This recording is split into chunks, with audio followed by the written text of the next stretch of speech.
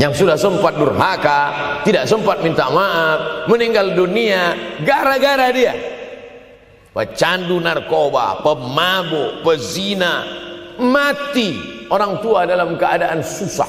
Berapa kali saya ketemu ibu-ibu selesai pengajian, pergi saya ke tempat parkir, ibu tua 70 tahun menangis. Ibu nangis kenapa bu?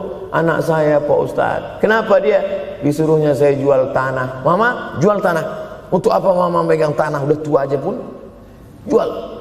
Mestinya anak itu yang menyenangkan hatinya di hari tuanya, bukan malah menyuruh jual tanahnya. Jual tanah supaya dia bisa bangun rumah, jual tanah supaya dia bisa menyekolahkan anak-anaknya. Na'udzubillah.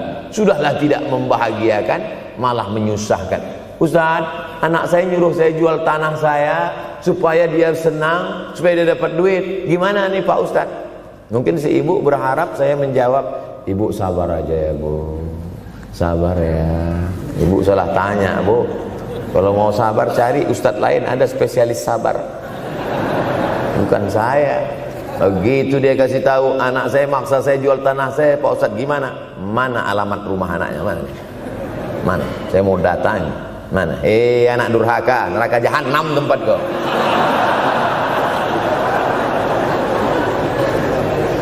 Tak mau dia ngasih alamat.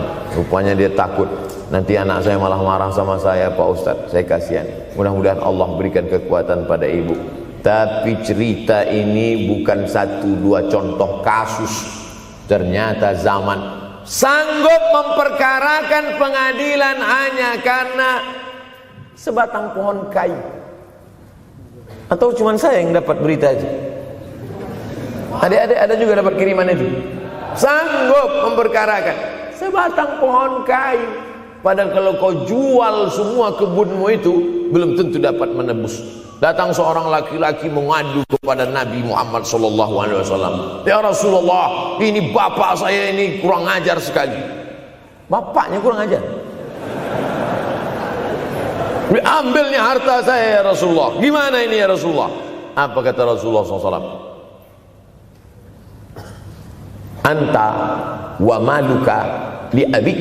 Anta sampai ke tempat kita jadi ente.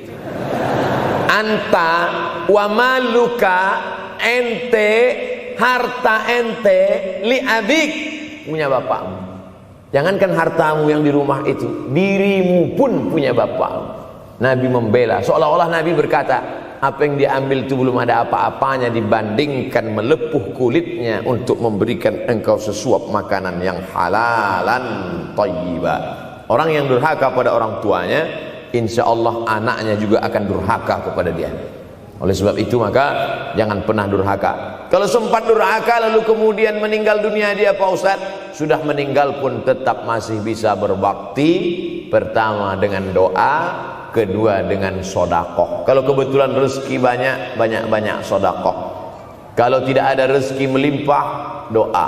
Bangun malam, Rabbi firli wali walidayya warhamhuma kama Rabbi firli, ya Tuhanku ampunkan aku, wali walidayya, ibu dan ayahku, warhamhuma, sayangi mereka berdua, kama, sebagaimana Rabbayani saghira, sebagaimana mereka mendidik aku. Coba kita lihat susunan kalimatnya, seperti ada kekeliruan kalimat. Na'udzubillah, mana mungkin kalimat Allah keliru. Allah ingin menegur kita, sayangi mereka sebagaimana mereka mendidik aku. Mestinya kalimatnya kan tidak begitu, sayangi mereka sebagaimana mereka menyayangi aku. Tapi ternyata sayang belum tentu mendidik, tapi mendidik pasti sayang. Karena bunyi kalimatnya, sebagaimana mereka mendidik aku. Jadi banyak juga anak-anak ini tidak sayang karena salah didik. Disangka sayang itu dengan ngasih motor, disangka sayang itu dengan ngasih gadget, disangka sayang itu dengan ngasih transfer uang yang berlebihan. Belum tentu sayang. Dulu ada insinyur arsitek yang membangun salah satu rumah keluarga saya. Kuliahnya di Jogja. Cerita dia, dulu saya kuliah di Jogja Ustadz Abdul Somad, insinyur. Terus teman kami sakit di kos-kosan. Kami bingung mau nelpon siapa. Akhirnya datang mobil mewah, parkir polisi, tentara ramai. Barulah kami tahu rupanya dia anak menteri. Jadi sayang orang tua itu bukan mesti dibelikannya apartemen, dibelikannya mobil, belum tentu. Boleh jadi itu justru menjerumuskan anak. Diberikan apartemen, diberikan mobil mewah. Habis 2 bulan kena virus HIV AIDS. Tapi kalau dibuatnya kita jauh, saya yakin adik-adik kuliah di Universitas Ahmad Dahlan, ada yang dari timur Indonesia, ada yang dari Sumatera, lalu kemudian di tengah kesendirian, belum makan, uang kos belum bayar, transfer macet, datang setan berbisik, hei, sebetulnya kau anak yatim piatu yang dibuang. Bukan. Orang tuamu bukan tidak sayang, dia hanya sedang ingin mendidik supaya engkau menjadi anak yang mandiri. Maka nanti kalau sedang duduk termenung gitu, tiba-tiba datang bisikan, pergilah cari jembatan, terjunlah. Maka saat itu katakan dalam hatimu, lawan, hei setan. Orang tuaku sayang kepadaku, dia hanya ingin supaya aku mandiri. Ada orang tua yang salah didik kepada anak-anak, sampai mengikat tali sepatu pun anak tidak pandai. Baru mau mengikat tali sepatu, sudah diikatkan. Baru mau makan, sudah disuapkan. Akhirnya anak tidak punya keberanian untuk hidup. Harta dia punya, uang dia punya, materi dia ada, satu yang dia tidak punya, tidak ada mental. Tapi anak-anak, adik-adik Universitas Ahmad Dahlan adalah orang yang punya keberanian untuk hidup. Betul? Yang di hadapan saya ini, siapa yang tidak punya keberanian hidup? Ini yang jam 5:30 masih belum hidup lagi. Ada ini tidak punya keberanian untuk hidup, hidupnya terlambat. Tapi mahasiswa Universitas Ahmad Dahlan punya keberanian untuk hidup. Bahkan mungkin dia lebih dulu hidup daripada saya. Lebih dulu bangun dia tadi. Alhamdulillahillazi ahyana ba'da ma amatana wa ilaihil nusyur. Tengok jam. Oh, rupanya masih jam 1. Tidur lagi. Saudara yang dimuliakan Allah Subhanahu wa taala. Maka my life, my adventure. Hidup saya adalah petualangan saya. Ini yang mau kita harapkan. Berani menghadapi tantangan. Ada orang yang menganggap hidup ini ya simpel-simpel aja lah Pak Ustaz. Tapi ada orang ingin hidup ini penuh dengan perjuangan. Sama seperti makanan. Ada orang simpel aja, nasi, kecap, telur rebus, dah cukup. Tapi ada orang mau ada goreng ayamnya, ada rendangnya, ada supnya, ada tom yamnya, ada lengkap semua. Begitu juga hidup ini. Ada orang yang simpel aja, ambil goreng ikan, makan. Tapi ada satu lagi enggak, pergi naik mobil sampai ke tepi hutan, naik motor, habis itu nyewa speedboat sampai di tengah laut mancing, ujung-ujungnya ikan juga. Yang dia nikmati bukan ikannya, tapi yang dia nikmati adalah proses untuk mendapatkan ikannya. Faham? Itu enaknya ngomong sama mahasiswa. Coba kalau yang masyarakat biasa, kita udah capek cerita, selesai ada pertanyaan, Ustadz maksudnya tadi apa ya? Aduh, capek gitu. Saya terus terang kalau ceramah di depan mahasiswa ini bangkit semangat saya lagi. Ini sekarang rasa-rasa umur 24. Tapi begitu nanti sudah mulai agak jauh dari mahasiswa, balik 42 lagi. Nah, makanya saya senang kalau diundang ke kampus-kampus. Saya kalau di Jogja diundang di kampus terus, walaupun nggak semua nerima.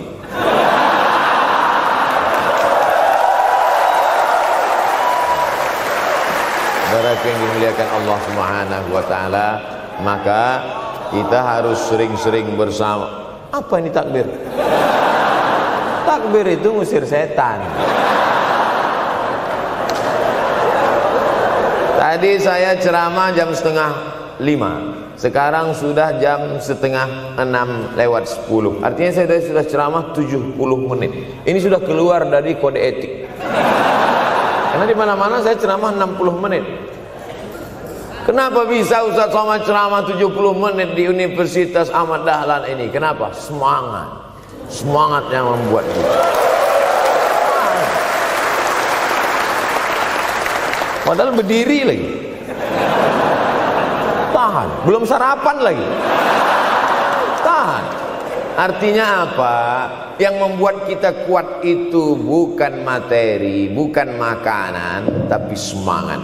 Maka jangan sempat kehilangan semangat. Bangkitkan semangat. Semangat terus. Semangatnya apa? Semangat ingin membahagiakan orang tua. Kalau lupa, tulis. Biasanya mahasiswa ini kan suka lupa. Tulis di dinding kamar. Semangat bahagiakan calon mertua.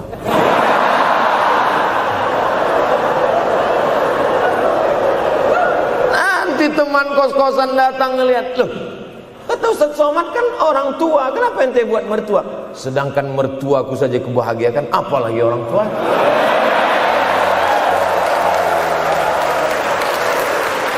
Begitu hebatnya. Cuman kadangnya kita hanya mendapat ini hanya di sinetron-sinetron saja. Real nyatanya di mana? Datanglah ke Universitas Ahmad Dahlan. Jadi hidup ini harus ada target yang mau dicapai. Banyak orang targetnya nggak benar. Saya ingin menjadi orang yang punya kepribadian, Pak Ustadz. Rumah pribadi, mobil pribadi. Target bahagiakan orang tua. Gaji pertama kalau kerja nanti umroh. Oh, gitu. Ma, doakan. Nanti kalau aku kerja insya Allah gaji pertama nanti memberangkatkan umroh. Syukur-syukur nggak usah diomongkan dulu, kasih surprise. Senang. Mama, ayah, ini gaji pertama. Dia buka, tengok 700.000.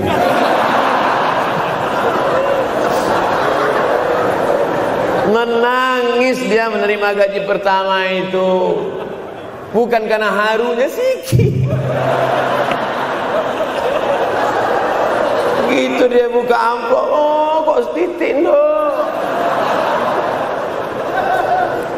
Haru dia.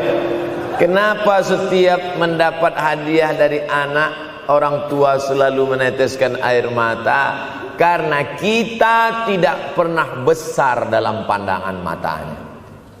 Kita sehebat apapun, kita tidak pernah besar di matanya.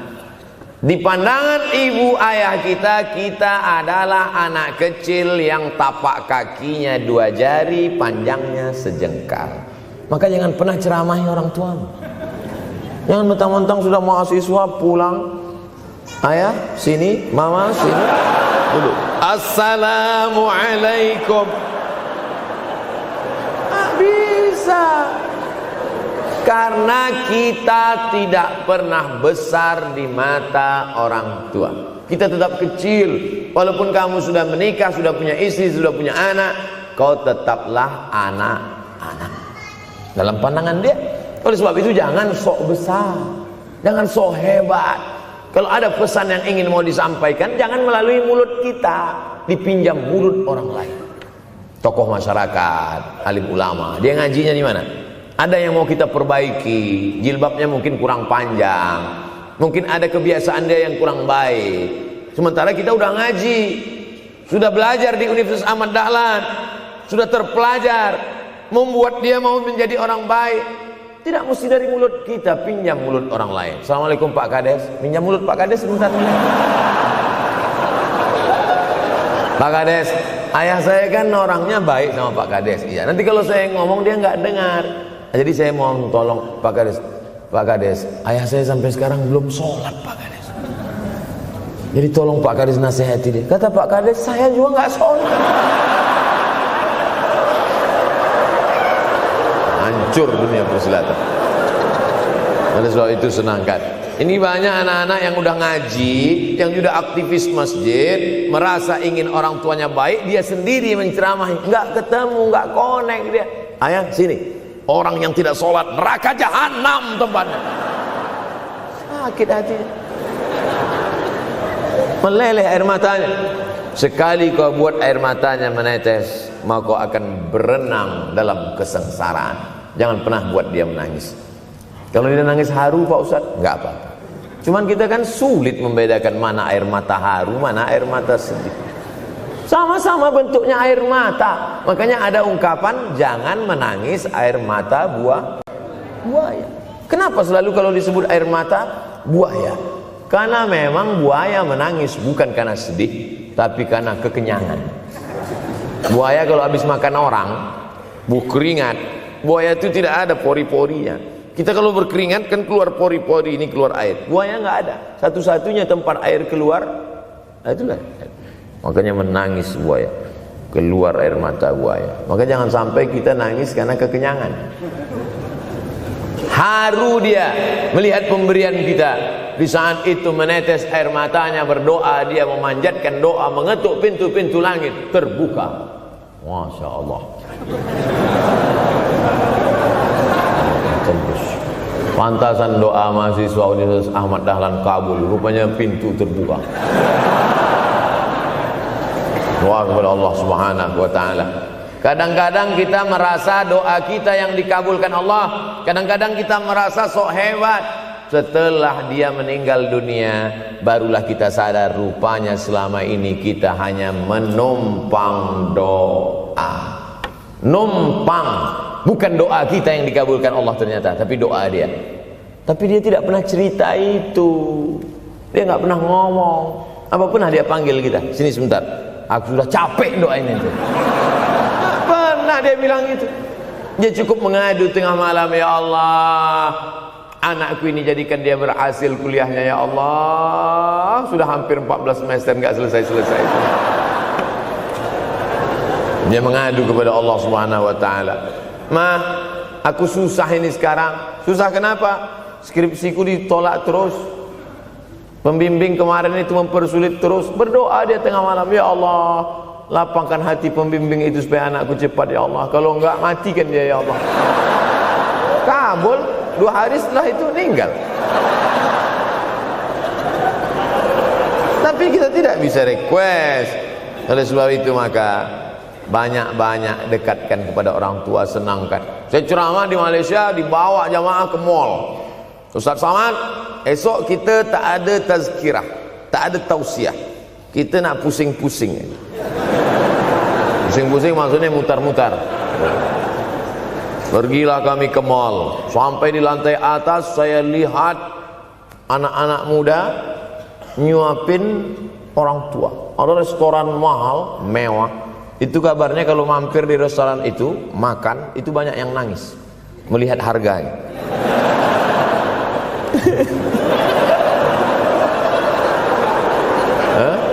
Ada saya lihat anak-anak muda yang ganteng-ganteng, perempuan yang cantik-cantik menyuap orang tua. Orang tua yang sudah tak berambut, sudah perempuan tak berambut lagi, rontok saking tuanya, kulit sudah keriput. Duduk, didorong pakai kursi roda, dibawa ke mall, sampai di situ diberikan restoran tercanggih, termahal. Dia sendiri yang menyuapkan makanan. Ternyata bagi saudara-saudara kita Tionghoa, salah satu mengundang berkah menyenangkan orang tua. Itu keyakinan mereka. Kok kenapa yang dikasih makan? Ya oke lah. Ajaran kita mengajarkan tapi kita tak amalkan. Ketika tetangga, kawan, sahabat kita mengamalkan, rezekinya melimpah, baru kita heran. Dia kok kaya ya? Iyalah, dia kan punya tuyul. Tuyul mana bisa bawa duit banyak? Nih keberkahan. Oleh sebab itu, jangan cuma sekedar ngaji-ngaji aja. Pulang dari sini, kalau memang tinggal di Yogyakarta atau di luar nanti pas liburan, sisihkan uang, bawa dia ke mall, bawa dia ke restoran, senangkan hatinya, bawa dia jalan-jalan. Cuman tetap juga yang logis. Kalau dia udah tua, janganlah dikasih kacang goreng. Sesuaikanlah, agar-agar kasih. Ini nggak perlu dikunyah. Kiri kanan gol, kiri kanan gol. Orang tua bawa kasih kacang, menyiksa itu. Saudaraku yang dimuliakan Allah Subhanahu wa taala, kenikmatan yang terbesar adalah ketika orang tua masih ada bersama kita. Kalau sudah tak ada, nanti saat Idul Fitri, Allahu Akbar, Allahu Akbar, Allahu Akbar, la ilaha, barulah menetes air mata. Mama. Saya kalau sudah menengok orang menangis terlalu berlebihan mengenang orang tua, ini pasti ada, kalau bahasa kampung kami, something wrong. Ini pasti ada sesuatu ini. Karena orang kalau sudah habis tumpah, dia tidak akan menetes lagi. Tumpahkan kasih sayangmu itu sampai habis ludes, dia tidak akan menetes lagi. Tak ada penyesalan, karena semua sudah kita berikan. Kalaupun menangis hanya tetesan kasih sayang. Tapi kalau sampai mencakar dinding, mama, ini pasti. Saya kalau ada orang yang menyesal sampai mencakar dinding, mau saya antukkan aja kepala yang gede. Dulu waktu hidup kenapa enggak waktu? Sekarang udah mati baru kau menangis, kan? Senanda. Nah, tapi tentu sesuai kemampuan kita, karena kata Allah, la yukallifullahu nafsan illa usaha. Allah tidak membebani orang lebih dari semestinya. Ustaz ceramah sampai jam berapa ini? Sampai jam 6 insyaallah. Saya mau lengkapkan. Jam kita sama tuh. Oh, sama. Jam 6. Jam 6 maka saya ceramah 90 menit nanti di Universitas Ahmad Dahlan.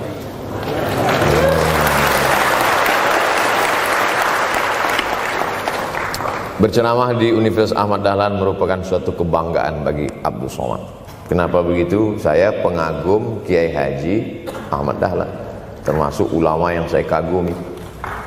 Lalu kemudian apa kekaguman di antara kekaguman Ustadz terhadap Kiai Haji Ahmad Dahlan? Beliau punya keberanian untuk melawan arus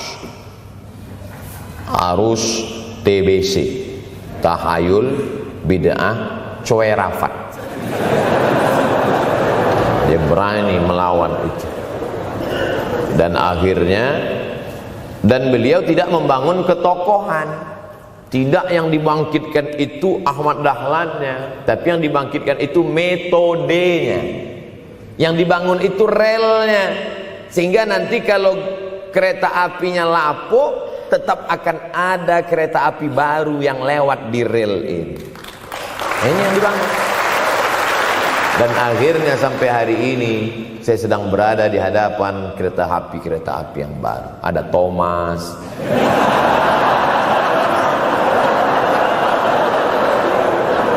Kok Ustaz tahu Thomas? Anak saya paling suka itu. Satu koper kereta. Artinya apa? Bangun rel, maka akan ada lokomotif baru. Dunia boleh berganti, zaman boleh berubah. Idza waqa'an ala ahadikumul qiyamah, kalau kamu sudah mau mati, wa fi yadihi fasilah, di tanganmu ada bibit korma. Sudah mau mati, di tangan ada bibit korma. Apa yang kita lakukan? Ada sebagian orang kalau sudah mau mati, ya wes gua aja lah. Kalau di tanganmu ada bibit korma, gali-gali tanah sedikit, tanamkan. Untuk apa nanam korma sudah mau mati? Bukan kita sempat memakan manisnya, tak sempat bernaung di bawah daunnya yang rindang. Bukan kita yang menikmati, tapi ada orang lain dan pahalanya mengalir ke makam kita. 28.000 ibadah mengalir ke makam Kiai Haji Ahmad Dahlan. Angka 28.000 itu dari mana Pak Ustaz? Angka mahasiswa Universitas Ahmad Dahlan. Ustaz tahu dari mana? Ya makanya kalau orang ngomong tuh dengar.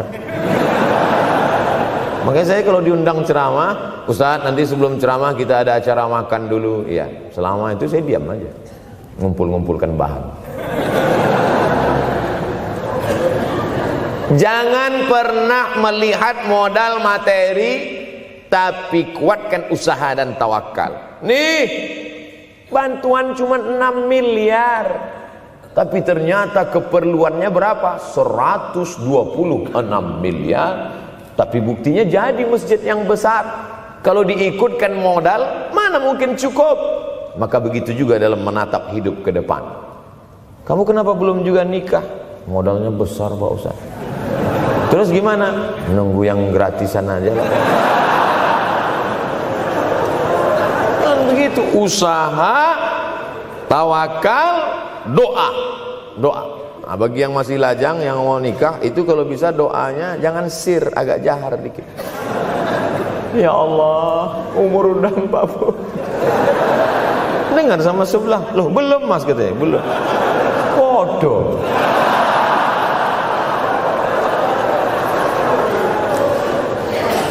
Kira-kira rezeki itu Allah yang ngatur atau kita yang ngatur?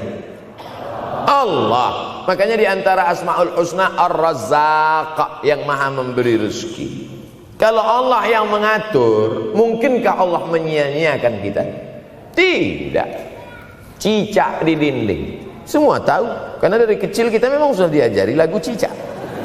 Cicak, cicak di dinding. Ada nggak pernah yang dinyanyikan lagu kadal? Ada. Kenapa mesti cicak? Coba tanya ibu kita yang dulu nyanyikan. Mama, kenapa cicak, Ma? Karena kalau buaya terlalu gede, nak. Kenapa cicak? Dia sedang mengajarkan kita bagaimana cicak dengan segenap kelemahannya. Cicak itu binatang yang lemah, hidupnya aja sungsang. Kita selalu berlawanan dengan cicak. Yang kata kita di atas, kata cicak di bawah. Tapi makanan cicak luar biasa. Apa makanan cicak? Helikopter, nyamuk. Cicak tidak bisa menggunakan tangannya, karena kalau dia pakai tangannya jatuh. Kadang pakai 4 aja jatuh. Selalu kan kejadian eksiden cicak jatuh. Cicak tidak pernah gunakan tangannya untuk makan, karena dia harus berpegang kuat. Apa yang dia pakai? Lidahnya. Lidahnya dia pakai. Nyamuk yang dia makan. Helikopter. Habis dimakan oleh cicak. Siapa yang paling hebat? Nyamuk. Makanannya darah. Nyamuk masih keluarga Dracula. Tapi Allah SWT mau mengajarkan jangan putus asa, gunakan potensimu, apapun yang terjadi gunakan. Ini sekarang banyak anak-anak muda nih kehilangan semangat. Kalau engkau kehilangan beras masih bisa hidup 3 bulan. Kalau engkau kehilangan air masih bisa hidup 3 hari. Tapi kalau kau kehilangan semangat, kau hanya hidup 3 detik. Tik, tik, tik, mati. Oleh sebab itu jangan sampai kehilangan semangat.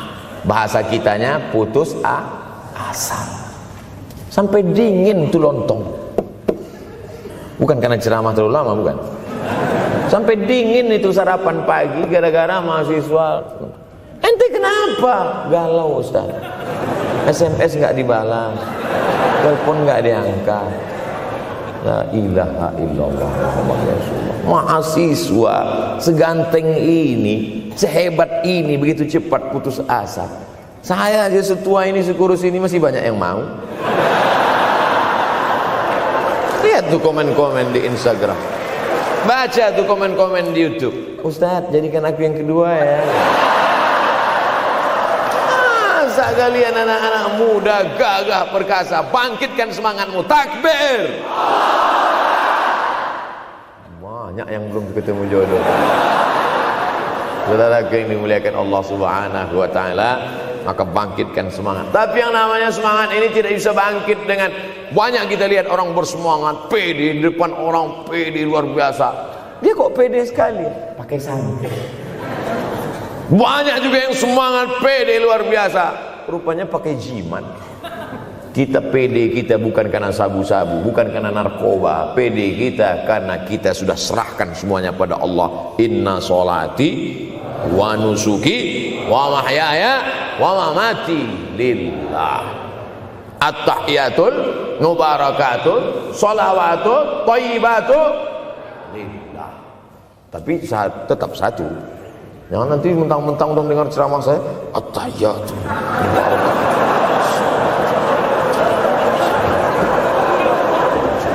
dalam hati saja.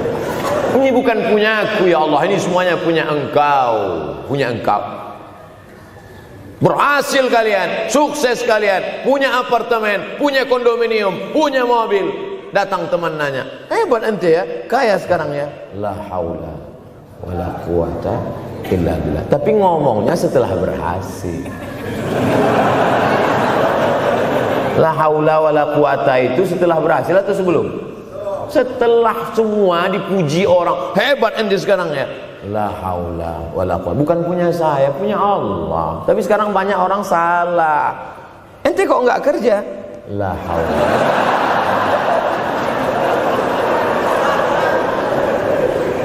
La haula wala quwata illa billah. Subhanallah, masya Allah, tabarakallah.